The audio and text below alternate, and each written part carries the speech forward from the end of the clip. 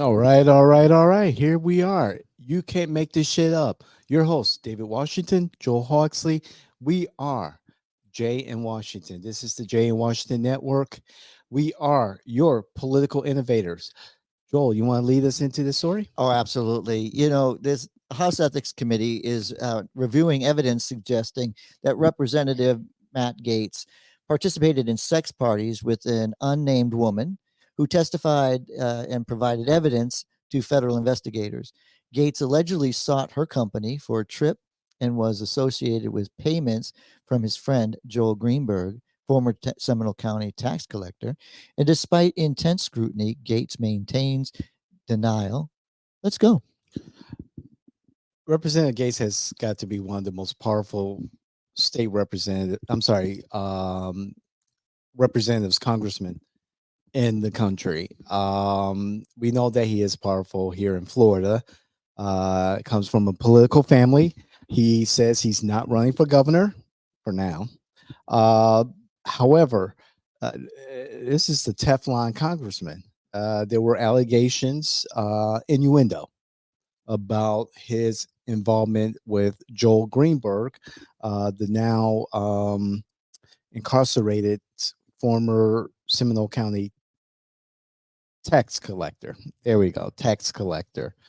Joel is serving some time. However, Matt Gates, his buddy, is not, despite being involved in some shenanigans in Seminole County.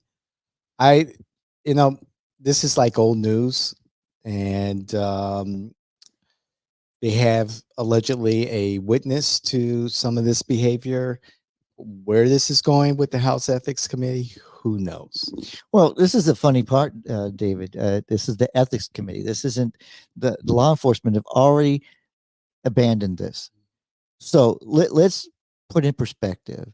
Joel Greenberg, the Seminole County tax collector, young, young and very uh, involved in the inner circles. Had tight relationship with Matt Gaetz, had a tight relationship with the governor, was a mover and shaker, got a lot of things accomplished. Um, I To make things clear, I was working. I was just new to politics here. Joel Greenberg was running. I was working for Congressman John Micah, so I was very much not involved in these campaigns. I met Ray Valdez, the current tax collector at the time, and liked him a lot, supported him a lot, and I never felt comfortable with Joel Greenberg.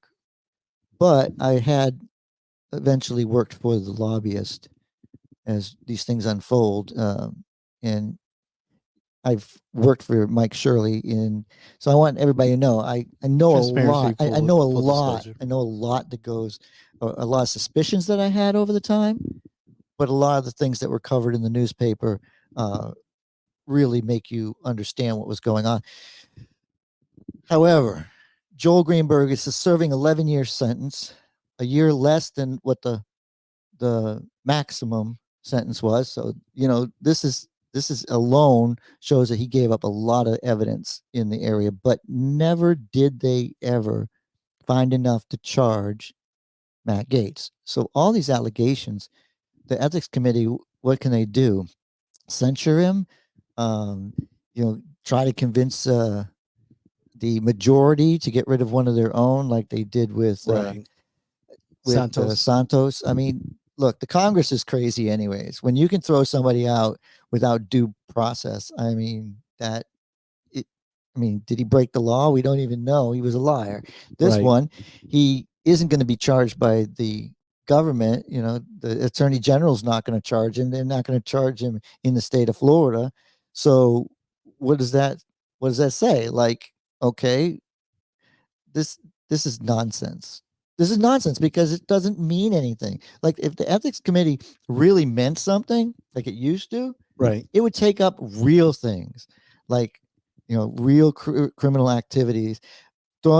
Taking and saying, look, you're investing in the same things that you're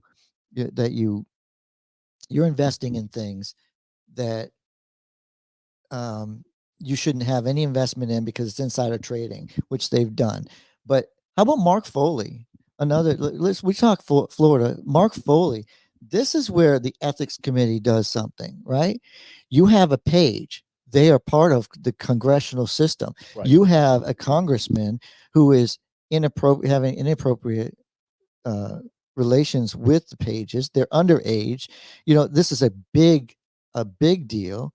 That's when the ethics committee doing something like this is serious, right? That destroyed Foley's career. That destroyed, that exposed, improprieties. That's what they're supposed to do. This is okay. We're gonna take something up that the government's not going to charge him for. Could they be doing their due diligence, now that the um, law enforcement has declined to move forward with any further investigation of the congressman? They're just tying up loose ends by doing their due diligence and being thorough and having their investigation based on acquired text messages between the young woman and Well, how many Republicans are mad at? How many Republicans are mad at Matt Gaetz for removing the speaker? How many Republicans, because the Republicans are in charge of the ethics committee. It's not like the Democrats get to lead it because let's let the Democrats lead the ethics committee when the Republicans are in charge and the Republicans lead the ethics committee. Mhm. It's not how it works, but hey, it's a great idea. Maybe we should propose it. But where was I going on this thought? But it is interesting that they're going after Matt Gaetz when it is a Republican Congress.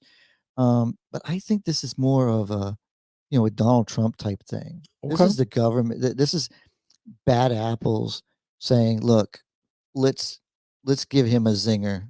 Let's pay him back for what he's done." And this is the way that you could. This is payback. Government payback is the newest, latest fun. Hey, he was the instrumental part of losing the speakership. We had a good deal, and we got a worse deal with the one we put in. I mean, you have to understand. You have to work with Democrats to get anything done. You don't have a super majority. You only have like 5 votes. Right. I mean, oh, I could talk about Congress all day. That's why I try not to talk about Congress. I mean, the allegations are salacious. I mean, it does make for a good soap opera. I see the ethics committee, doing their due diligence and just following up on what they're supposed to do, despite no charges or no further investigation by the feds. And that Gates is going to be there if he does get censured or whatever. I still think he's going to be there. He'll be there for a while. Yeah, maybe they'll fine him $350 million. Hello. Sorry about that. Look, like, share.